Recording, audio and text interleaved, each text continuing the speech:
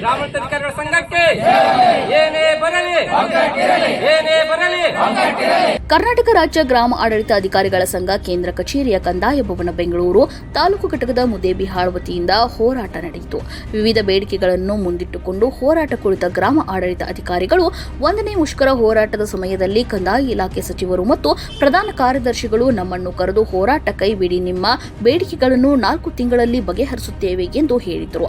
ಆದರೆ 4 ತಿಂಗಳ ಕಳೆದರೂ ಮೌನಕ್ಕೆ ಜಾರಿದ ಸಚಿವರು 2ನೇ ಮುಷ್ಕರ ಕಾಲಿಟ್ಟು 8 ದಿನಗಳ ಕಳೆದು 9ನೇ ದಿವಸ ಆಯಿತು. ಇವತ್ತು ಸಚಿವರು ಒಂದು ಸಭೆ ಕರೆದಿದ್ದಾರೆ. ಆ ಸಭೆಯಲ್ಲಿ ನಮ್ಮ ಬೇಡಿಕೆಗಳು ಈಡೇರದಿದ್ದರೆ ತಾಲೂಕು ಕಚೇರಿ ಮುತ್ತಿಗೆ ಹಾಕುವ ಮೂಲಕ ನಮ್ಮ ರಾಜ್ಯ ಅಧ್ಯಕ್ಷ ಕರೆ ಕೊಟ್ಟರೆ ಯಾವ ಹೋರಾಟಕ್ಕೂ ಸಿದ್ಧ ಎಂದು ಗ್ರಾಮ ಆಡಳಿತ ಅಧಿಕಾರಿ ರಿಯಾಜ್ ನಾಯ್ಕೋಡ್ ಹೇಳಿದರು.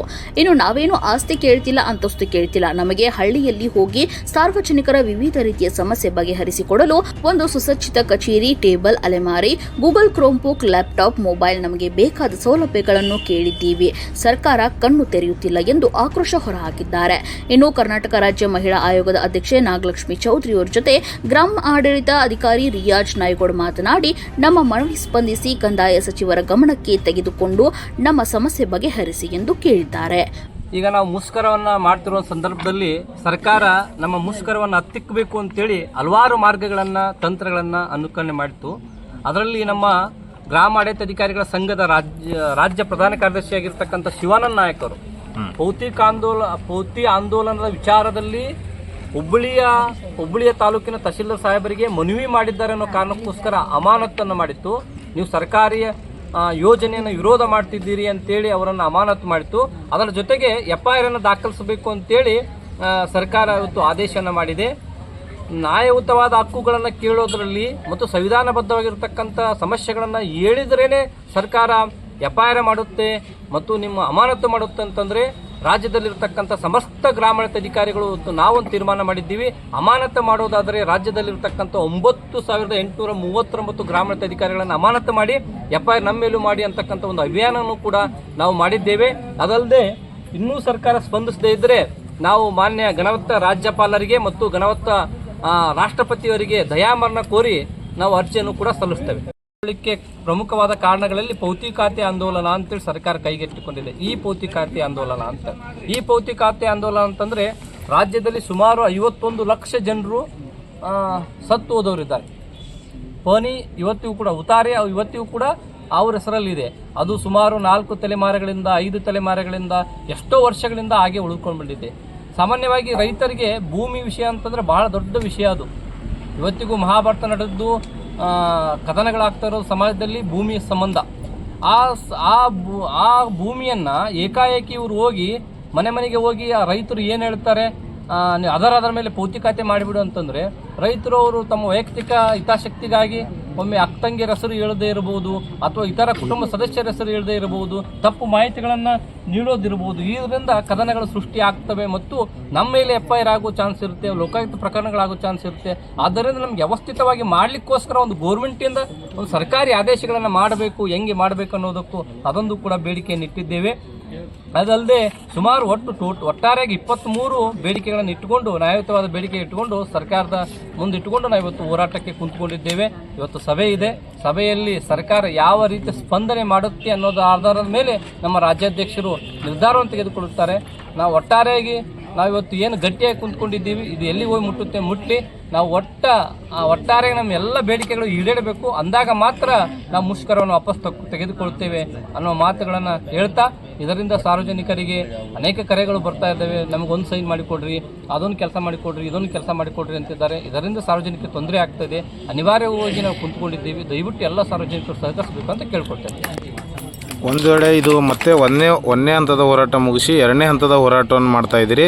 ಒಂದು ವೇಳೆ ಸರ್ಕಾರ ಕೂಡ ಮತ್ತೆ ವಿಳಂಬವಾದರೆ ನಿಮ್ಮ ಕಂದಾಯ ಇಲಾಖೆ ರಾಜ್ಯ ಕಂದಾಯ ಇಲಾಖೆಯವರು ಯಾವ ಹೋರಾಟ ನಿರ್ಧಾರವನ್ನು ತೆಗೆದುಕೊಳ್ತೀರಿ?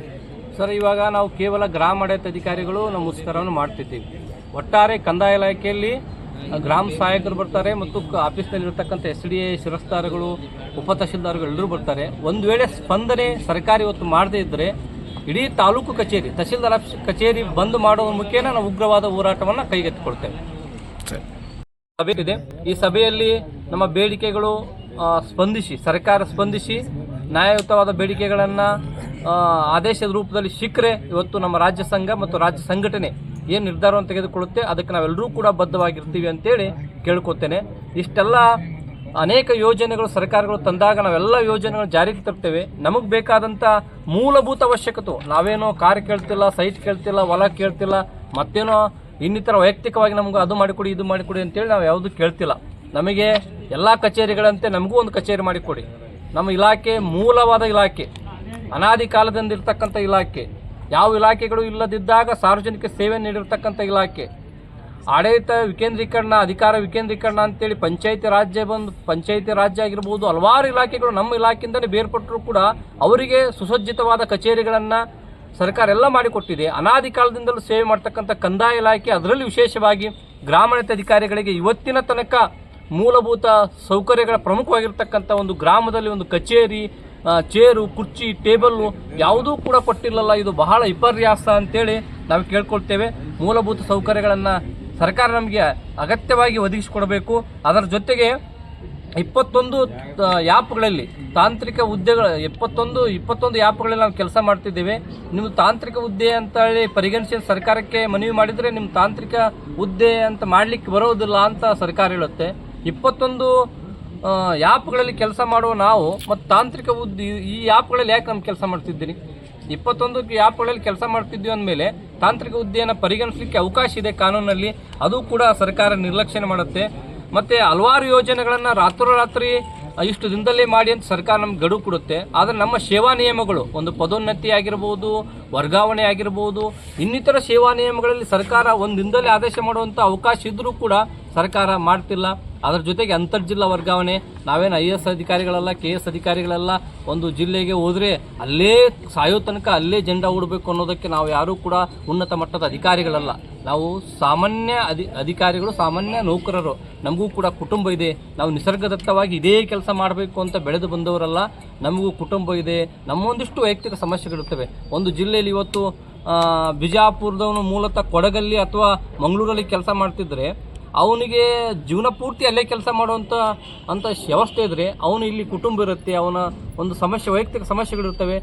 ಅವನು ಬರಲಿಕ್ಕಾಗಲಿಲ್ಲ ಅಂತಂದರೆ ಅವನಿಗೂ ಕೂಡ ಗುಣಮಟ್ಟ ಸೇವೆಯನ್ನು ನೀಡಲಿಕ್ಕೆ ಆಗೋದಿಲ್ಲ. ಎಲ್ಲ ಇಲಾಖೆಗಳಲ್ಲಿ ಅಂತರ್ಜಿಲ್ಲಾ ವರ್ಗಾವಣೆ ಇದೆ, ಅದನ್ನು ಕೂಡ ಮಾಡಬೇಕು ಅಂತೇಳಿ ನಾವು ಸರ್ಕಾರದ ಮುಂದಿಟ್ಟಿದ್ದೇವೆ. ಅದರ ಜೊತೆಗೆ ಪೌತಿ ಖಾತೆ ದಿನ ಆಯಿತು, ಸರ್ಕಾರ ಯಾವುದೇ ರೀತಿ ನಮಗೆ ಸ್ಪಂದನೆ ಮಾಡಿರೋದಿಲ್ಲ. ನಮ್ಮ ಬೇಡಿಕೆಗಳನ್ನು ಈಗಾಗಲೇ ನಮ್ಮ ಗ್ರಾಮ ಆಡಳಿತ ಅಧಿಕಾರಿಗಳು ಎಲ್ಲ ತಿಳಿಸಿದ್ದಾರೆ. ಆ ಥರ ಯಾವುದೇ ರೀತಿಯಿಂದ ಅವರು ಮುಷ್ಕರಕ್ಕೆ ನಮಗೆ ಯಾವುದೇ ದಾಖಲಾತಿ ಯಾವುದೇ ಸ್ಪಂದನೆ ಮಾಡಲಿದ್ದರೆ ಅದಕ್ಕೆ ನಾವು ಮುಂದೆ ಉಗ್ರ ಹೋರಾಟವನ್ನು ಮಾಡುತ್ತೇವೆ. ಈಗಾಗಲೇ ನಮ್ಮ ಪ್ರಧಾನ ಕಾರ್ಯದರ್ಶಿಗಳು ಹೇಳಿದ ಹಾಗೆ ನಾವು 4 ತಿಂಗಳ ಹಿಂದೆ ಈ ಒಂದು ನಮ್ಮ ಮೂಲಭೂತ ಸೌಲಭ್ಯಗಳ ಬೇಡಿಕೆ ಈಡೇರಿಸೋಸ್ಕರ ಏನು ನಾವು ಮುಷ್ಕರ ಹಮ್ಮಿಕೊಂಡಿದ್ದೇವೆ. ಆ ಮುಷ್ಕರದಲ್ಲಿ ನಮಗೆ ಸರ್ಕಾರ ಒಂದು ಆಶ್ವಾಸನೆ ಕೊಟ್ಟಾಗ ನಾವು ಮುಷ್ಕರವನ್ನು ವಾಪಸ್ ತಗೊಂಡಿದ್ದೇವೆ. ಆದರೆ ಆ ಮುಷ್ಕರ ಕಳೆದು 4 ತಿಂಗಳು ಆದರೂ ಸಹ ನಮಗೆ ಯಾವುದೇ ರೀತಿ ಬೇಡಿಕೆ ಈಡೇರದಿದ್ದಾಗ ನಮ್ಮ ರಾಜ್ಯಾಧ್ಯಕ್ಷರ ನಿರ್ಣಯದಂತೆ ದಿನಾಂಕ 10/2/2025 ನಂತರ 2ನೇ ಹಂತದ ಮುಷ್ಕರವನ್ನು ನಾವು ಕೈಗೆತ್ತಿಕೊಂಡಿದ್ದೇವೆ. ಈ ಮುಷ್ಕರ ಪ್ರಾರಂಭವಾಗಿ ಈಗ 9 ದಿವಸ ಆಯಿತು. ಈ 9 ದಿವಸವರೆಗೂ ಸರ್ಕಾರ ಯಾವುದೇ ರೀತಿಯಾಗಿ ನಮ್ಮ ಬೇಡಿಕೆಗಳಿಗೆ ಸ್ಪಂದನೆ ಮಾಡೋದಲ್ಲ. ನಮ್ಮ ಬೇಡಿಕೆ ಸ್ಪಂದನೆ ಮಾಡೋದ್ರಲ್ಲಿ ಪರವಾಗಿಲ್ಲ, ಅಟ್ಲೀಸ್ಟ್ ರೈತರ ಸಮಸ್ಯೆಗಳಿಗಾಗಲಿ, ಈ ಮಕ್ಕಳ TET CET ನಡೀತಿದೆ, ಆ ಮಕ್ಕಳ ಒಂದು ಸಮಸ್ಯೆಗೋಸ್ಕರ ಆದರೂ ಒಂದು ಕಿಂಚಿತವಾದ ಒಂದು ಮಾನವೀಯತೆ ಇಟ್ಟುಕೊಂಡಾದರೂ ನಮ್ಮ ಹತ್ರ ಅವರು ಏನು ಸಮಸ್ಯೆ ಅಂತ ಕೇಳ್ಬೋದಿತ್ತು. ಅಷ್ಟರ ಮಟ್ಟಿಗೆ ಈ ನಮ್ಮ ಕಂದಾಯ ಸಚಿವರಾಗಲಿ, ನಮ್ಮ ಕಂದಾಯ ಇಲಾಖೆ ಪ್ರಧಾನ ಕಾರ್ಯದರ್ಶಿಗಳಾಗಲಿ ಅಷ್ಟರ ಮಟ್ಟಕ್ಕೆ ಹಠಕ್ಕೆ ಬಿದ್ದಿದ್ದಾರೆ. ಕಾರಣ ಇಷ್ಟೇ, ನಾವು ಕೆಳಮಟ್ಟದ ಒಂದು ನೌಕರರು ಈ ಕಂದಾಯ ಇಲಾಖೆಯಲ್ಲಿ. ನಾವು ಬೇರೆ ಇಲಾಖೆಗೆ ನಮ್ಮ ಗಮನಿಸಿದಾಗ ಆ ಇಲಾಖೆಯಲ್ಲಿ ಸ್ವಲ್ಪ ಏನಾದರೂ ಸಮಸ್ಯೆ ಆದರೆ ಇಮಿಡಿಯೇಟ್ಲಿ ಎಲ್ಲ ಒಂದು ಸೌಲಭ್ಯಗಳನ್ನು ನಾವು ಒದಗಿಸುವ ಒಂದು ಕಾರ್ಯವನ್ನು ಆ ಬೇರೆ ಇಲಾಖೆ ಮಾಡಿದ್ರೆ, ನಮ್ಮ ಇಲಾಖೆಯಲ್ಲಿ 9 ದಿವಸ ಕುತ್ಕೊಂಡ್ರೂ ಸಹ ಯಾವುದೇ ರೀತಿಯ ಬೇಡಿಕೆಯನ್ನು ಈಡೇರಿಸ್ತಾ ಇಲ್ಲ. ಅಟ್ಲಿ ಬೇಡಿಕೆ ಬೇಡ, ಬಂದು ಏನಪ್ಪ ಸಮಸ್ಯೆ ಅಂತಲೂ ಕೇಳ್ತಾ ಇಲ್ಲ. ಸೊ ಈ 9ನೇ ದಿವಸದಲ್ಲಿ ಇವತ್ತು ಮಾತ್ರ ಏನೋ 11 ಗಂಟೆಗೆ ಒಂದು ಬೇಡಿಕೆನ ಏನಿದೆ ಅಂತ ಕೇಳ್ತೀನಿ ಅಂತ ಇವತ್ತು ಕರೆದಿದ್ದಾರೆ.